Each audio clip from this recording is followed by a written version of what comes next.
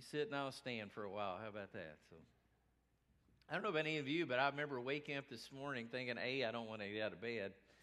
And second thing was, I was so glad I didn't have to set my clocks forward another hour last night when I went to bed. So, I just think I'm going to handle that about once a year. So, just quite an adjustment for the body clock, isn't it?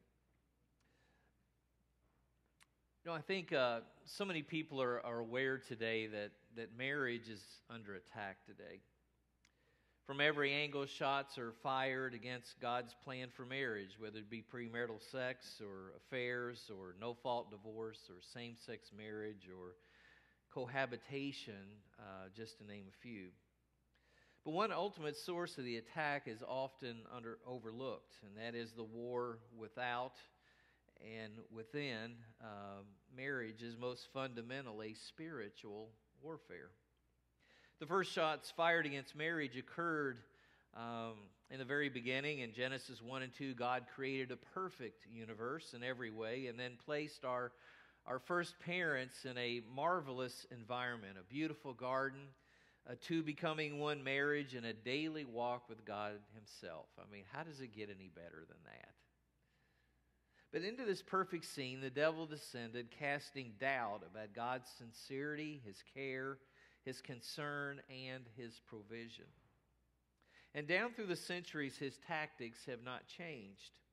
That is why Jesus called Satan a murderer from the beginning, a liar and the father of lies.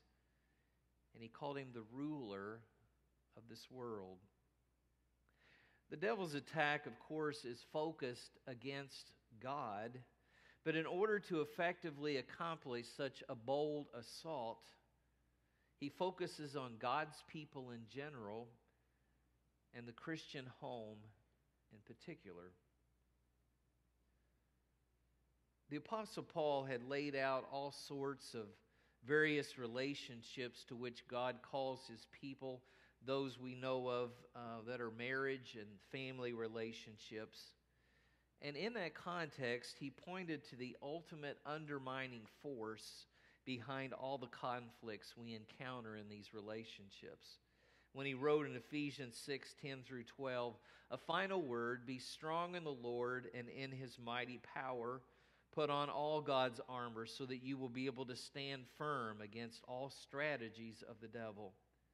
For we are not fighting against flesh and blood enemies, but against evil rulers and authorities of the unseen world, against mighty powers in this dark world, and against evil spirits in the heavenly places.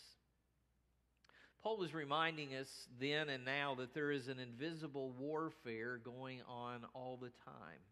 Our eyes might focus on people that we see and their activities and things like that, but Paul says there's much more going on that is unseen. There is a spiritual battle going on every single day. And so many of the things that we see, we often don't look and realize there's something going on under what we can see.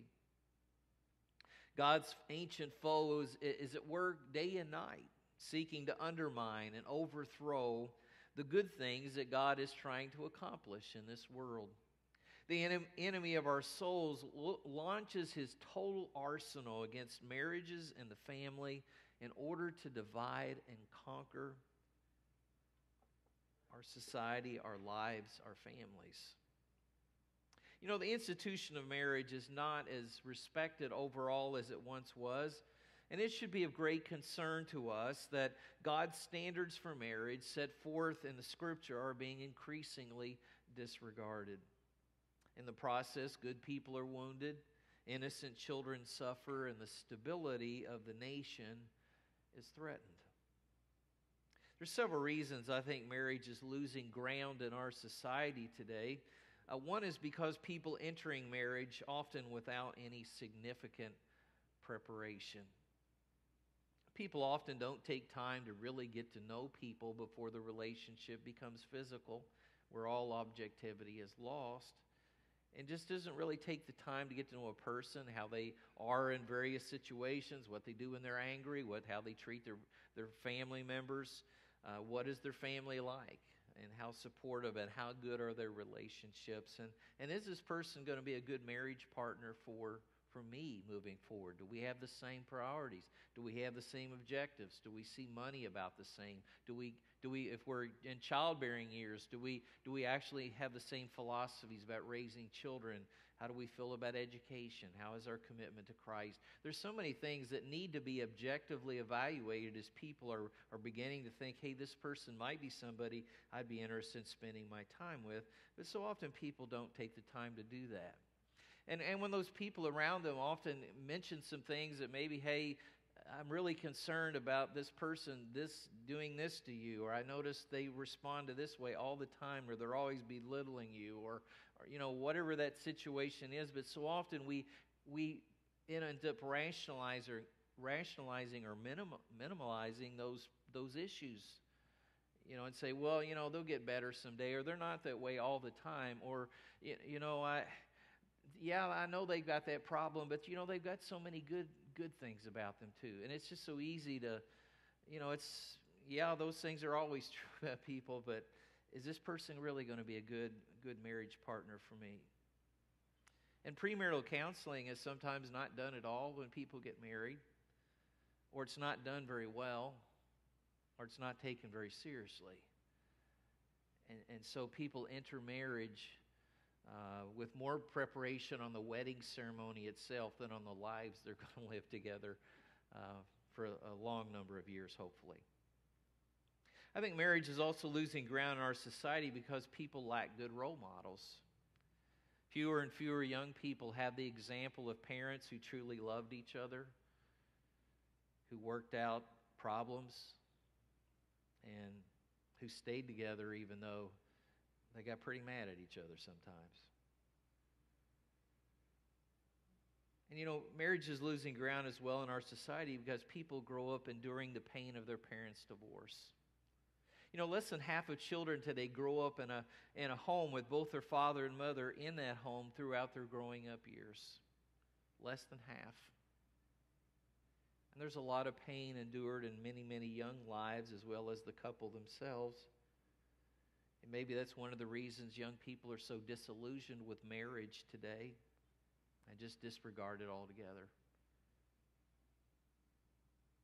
And marriage is losing ground in our society because people are really ignoring God's teaching. This is a trend going on in every realm of life today. Our country is moving step by step away from God's importance in practically every area of life, and the family is certainly no different. But God's teaching in marriage is called irrelevant today. It's old-fashioned. It doesn't apply to this culture. We've moved on beyond that. We know better for ourselves. The list goes on and on. But today I want to talk about the significance that God gives to marriage and to weddings. And we've been looking in this series that we're in called Uncommon. It's some things that go on all the time in our society, but these things have more meaning than often we focus on, and we drift from those the importance that God places upon some very key things. And we've talked about communion, and we've talked about baptism, and today I want to talk to you a little bit about marriage and weddings, because these are things that can become quite common in the sense that they lose the significance that God intended for them. And it's really our task as Christians to understand the importance of these things and continue to promote that with the opportunities that we have.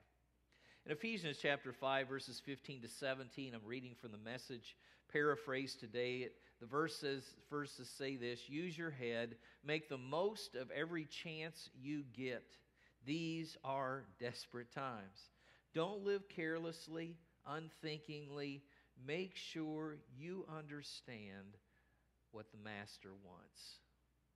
As we think about looking at these issues and these topics, these symbols, these ceremonies, we begin to focus ourselves on the importance that God gave these things. And so we want to make sure that we use our heads and make the most of our opportunities, and these are important times. We need to use our heads. And certainly we have opportunities to promote the importance of marriage, the value of marriage. And the wedding ceremony can play a large part in this. And so it's important that we talk about this as well. I'm using an outline on the back of your bulletin. The points will be up on the screen today. But marriage is, first of all, God's idea.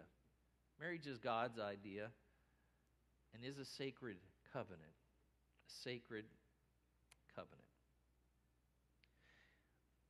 I think it's valuable to realize that marriage is not some convenient invention of human beings, and we can adjust it to just suit us however we want to do that. I'm constantly reading comments of people in magazines and hearing it on the news that want to create a marriage or a wedding to be what they want it to be. And they just totally ignore what God created marriage to be. It's important for us to constantly remember that marriage is a sacred covenant designed by God. It was God who created marriage and performed the very first wedding in the Garden of Eden. And God remarked there that it was good for man not to be alone. He created Eve from one of Adam's ribs, brought her to Adam, and God performed the first wedding ceremony by saying these words. This explains why a man leaves his father and mother and is joined to his wife, and the two are united into one. God ordained marriage to meet some of our most basic human needs: for companionship, for a healthy outlet for sexual desire, and for the need for security as found in a family.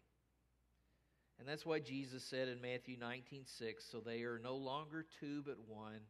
Therefore, what God has joined together, let man not separate. Each of the basic human needs is best fulfilled in the security of a permanent and loving relationship. The first miracle that Jesus performed was at a wedding reception. And Jesus often used the traditional Jewish wedding ceremony to illustrate his relationship with the church. A few examples would be of Jesus teaching about the Jewish groom-to-be going off to prepare a home for his fiancée. And in the same way, Jesus would depart the earth to prepare an eternal home for his bride, the church.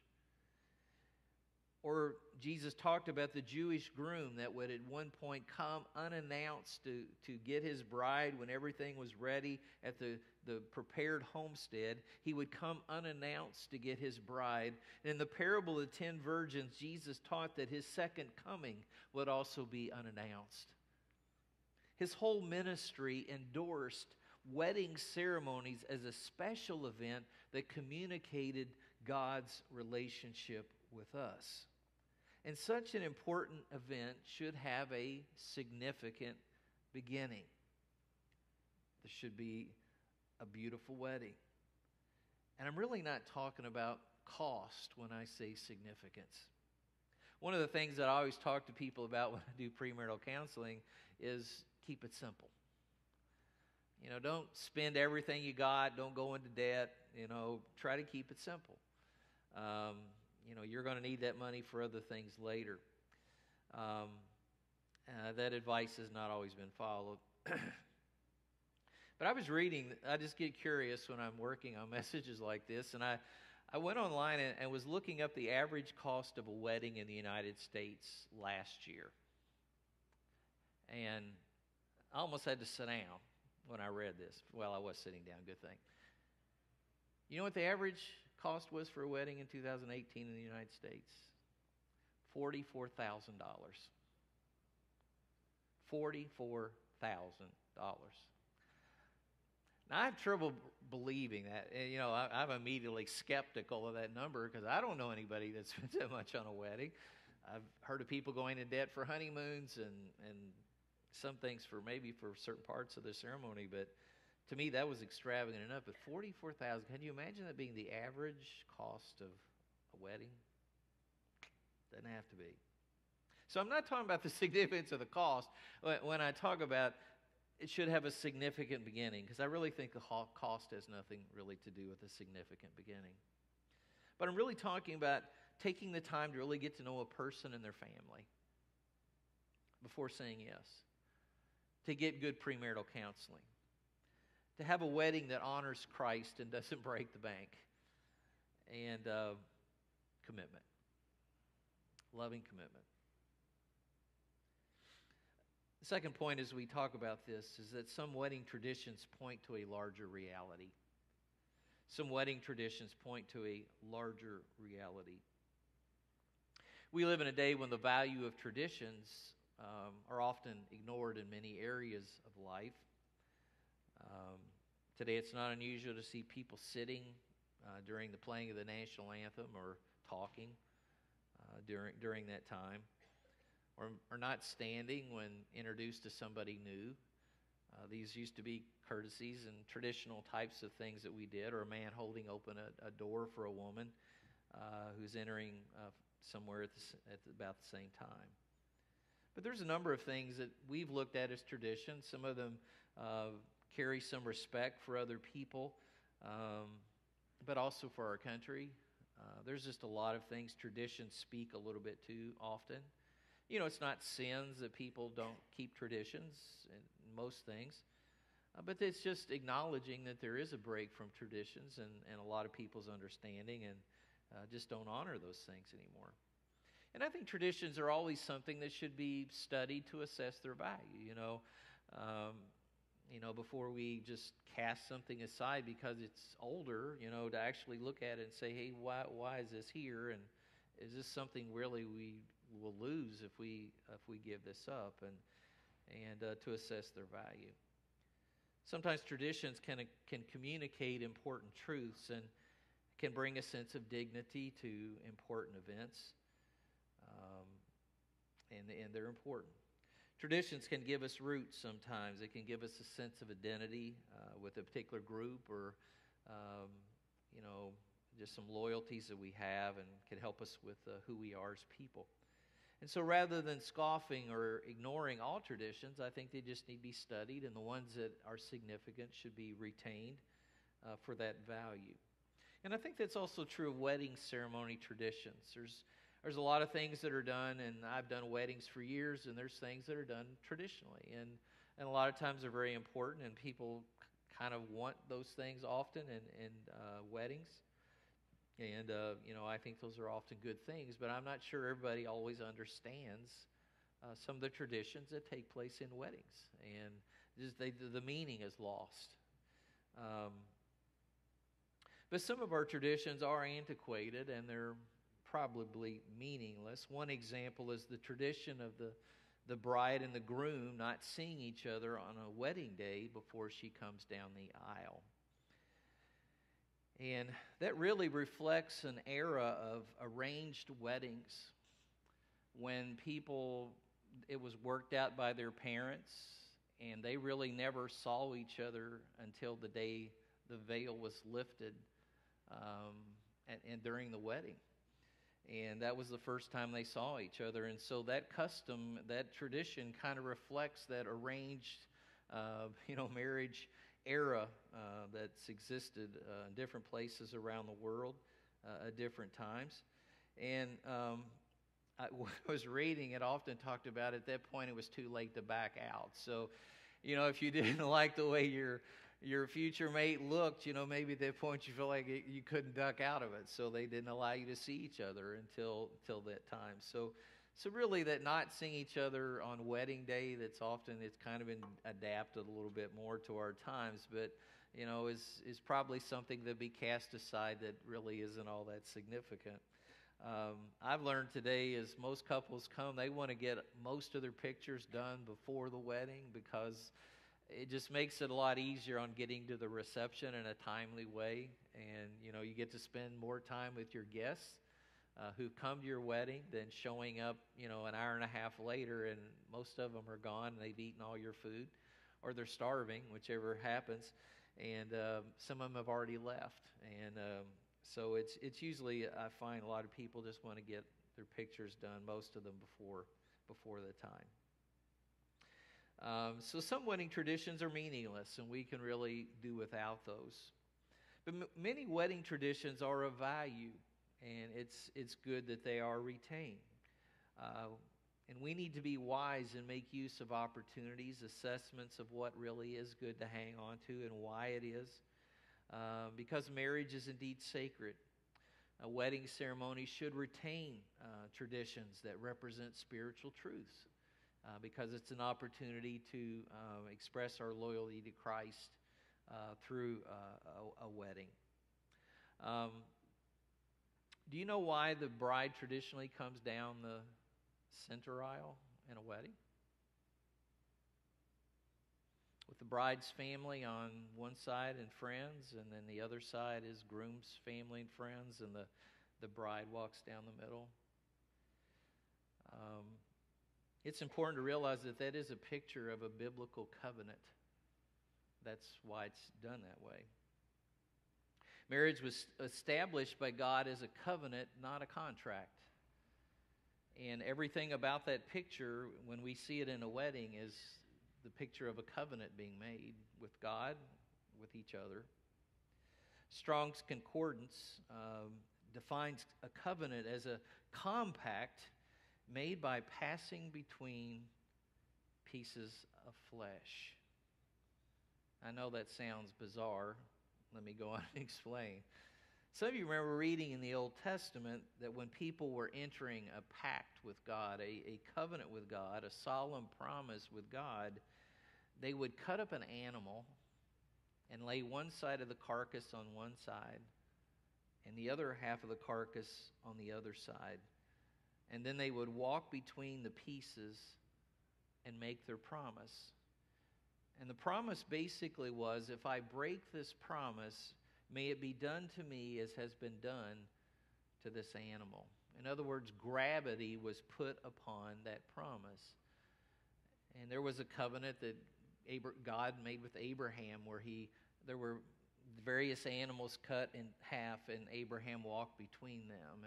And it was again a covenant being made. And so the bride walking down the center aisle between flesh, a family, was showing a picture of a covenant being made between those people and God and with each other, obviously, as well. What is the tradition of the aisle runner? Why is that significant? You know that nice white runner that's put down just before the bride comes in? Well, it's a symbol of walking on holy ground, because a covenant is not just between two people, but it's a covenant being made in the presence of God. God is joining them together.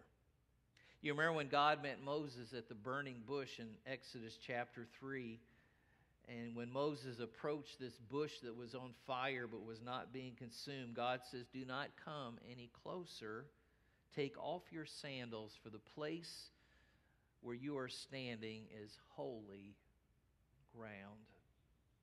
The white cloth symbolizes that we're making a covenant before God on holy ground. And so that beautiful white runner is talking about the holiness of this covenant being made before God. Do you know about the tradition of exchanging rings in a wedding ceremony? You know, when God makes covenants, there's usually some form of a visible sign. We know that when he made the covenant with Noah and people thereafter, that he would never destroy the world with a flood again. What was the sign of the covenant? The visible sign was a rainbow. And we know that as we've talked the last 2 weeks about communion and baptism, that these covenants made with us have visible parts to them as well. When we come around this table and we remember what Jesus did for us in establishing a new covenant that was established through his blood, as we look at these emblems of the unleavened bread and the juice, and we see those are visible signs of a covenant that God has made with us to forgive us through the blood of Christ, if we will receive that gift. At baptism, we have a very visible sign of the death, burial, and resurrection of Jesus being experienced by an individual who's giving their life to Christ, and we see them identifying with that in Christ, and all those promises becoming part of their life as well, for the present and the future. But you know, centuries ago when people got married, the priest would have them join hands and then would wrap a string very tightly around their thumbs. And that string would be wrapped, and it would get tighter and tighter as he continued to wrap it. And their thumbs would eventually obviously bleed. There's a string being wrapped around them. And their thumbs bound together was a symbol of two lives becoming one flesh. They were being bound.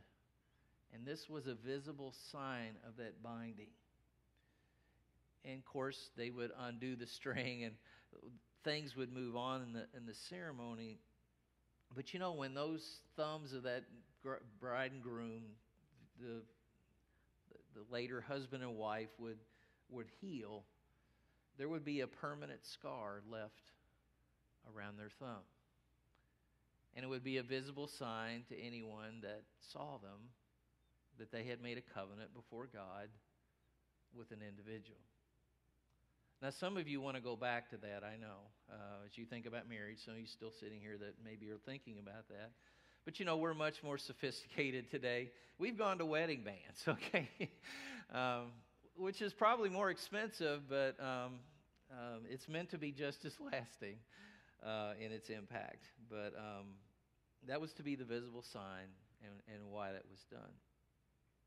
You know, as you continue to think about weddings, and there's obviously a lot more than we're going to have time to talk about today, but so many of the things that happen in weddings are there for a reason. And they speak to the fact that not just a contract is being signed, not just a piece of paper with two or three, four signatures on it of the bride and groom and their witnesses. It's more than a contract. It's meant to be a covenant. It's a covenant made before God. It's a covenant asking God to bless this relationship. And everything about it is meant to show that this is a very, very significant thing and why it is. And it's important that we understand those things, that we enter marriage carefully, and that we do so understanding God's purpose for it and the significance of a wedding and a marriage. The wedding is to point to that. The marriage is the existence of that. But what a great opportunity as disciples of Jesus that we have to honor God through the covenant of marriage. And it's important to understand that marriage is something entered by two people. I realize that people get married sometimes when they're younger and they don't really take the time to get to know people well, or people change. You know, I've had talk to people along the life's way that the person they married is just not the same person they used to be. They're not really the person they married, and they have no desire to change. And, sometimes divorces come. And I think it's important that we understand that God is much more interested in whatever we learn through that experience, that our present and future relationships would be different, that they would reflect whatever we've learned, and that we can have God-honoring relationships beyond the ones that we've had in the past. And I think that's important for us all to hang on to. But a lot of people attending a wedding ceremony today are non-believers, or even what we would call maybe casual believers. They're there because somebody in their family's getting married, or one of their friends is getting married, or somebody they're dating's friends get married. Those kind of things you end up at a wedding.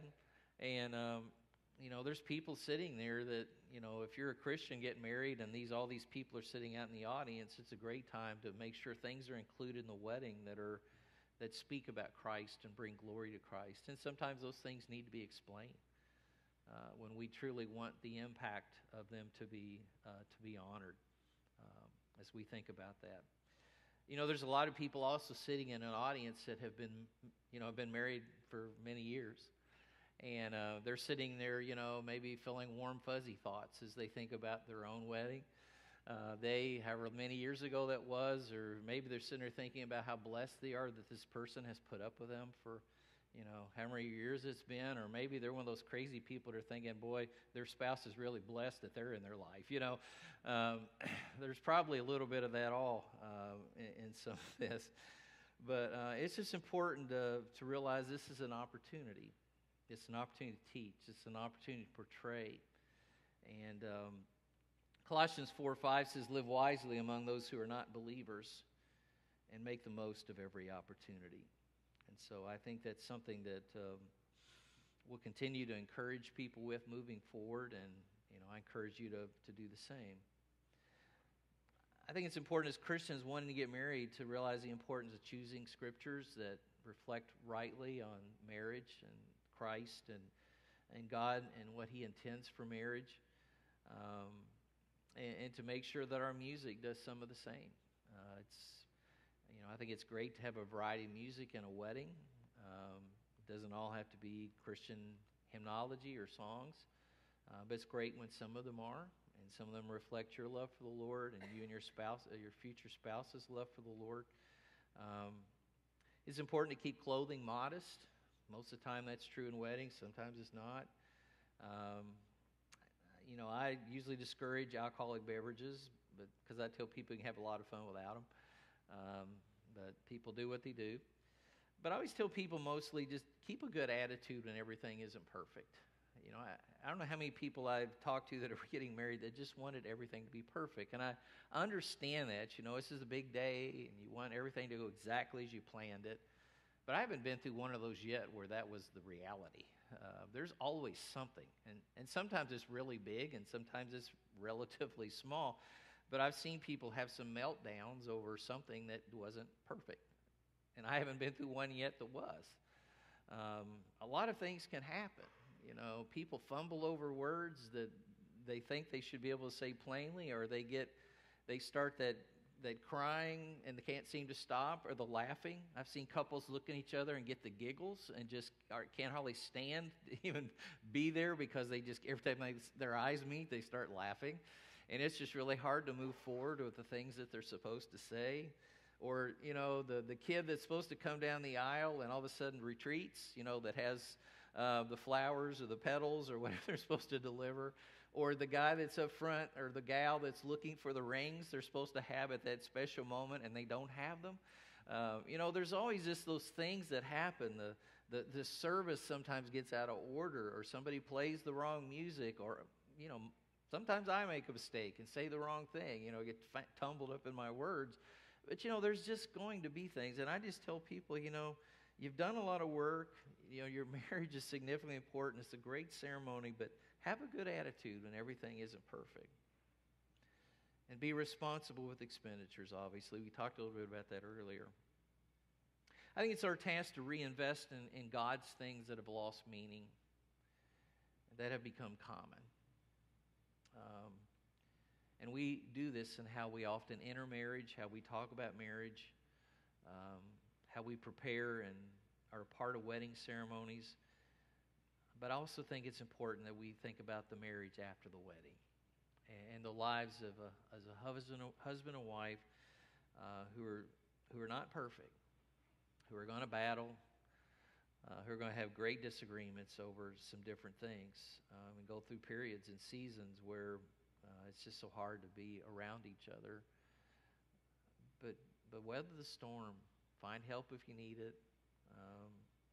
It's just important to hang on to the important things, marriages, when we can, and to get help with them before we're both so steeped in our own disagreements with each other that we can't even hear good sense anymore. And I realize there's sometimes marriages that should end, to do that as gracefully as possible, and with God's help try to rebuild after that. But that shouldn't be our intent going in, obviously. And so weddings are important to God. Marriage is important to God. Has great significance. And we need to continue to be a force for that as well, as lovingly as we can. Let's pray today. Thanks, Father, for today, an opportunity to grow, to teach, to worship, to share, to just be blessed, knowing you and living our lives, following your will for us. And Father, as we continue to move through these areas of great significance because you've given that to them, that we be people that model that in our own lives, our own speech, our own attitudes, and now and moving forward, always learning from things in the past, looking for better things in the future, but all the time growing in you as we strive to become like Jesus, to become like Jesus, to become like Jesus. We pray in his name. Amen. know, the last tradition in a wedding ceremony is typically the introduction of the new married couple, and it's the first time a bride is usually called by her new name, and it's always kind of a fun time.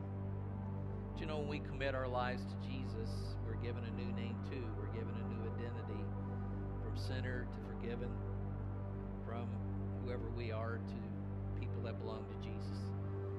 And I think that's a very significant thing, an important thing, the best thing that ever happened to us. To know that our lives and everything about us belongs to Jesus. And we're going to love Him with everything that we have. And certainly today, if you'd like to talk to someone about a relationship with Jesus, be happy to share with you today.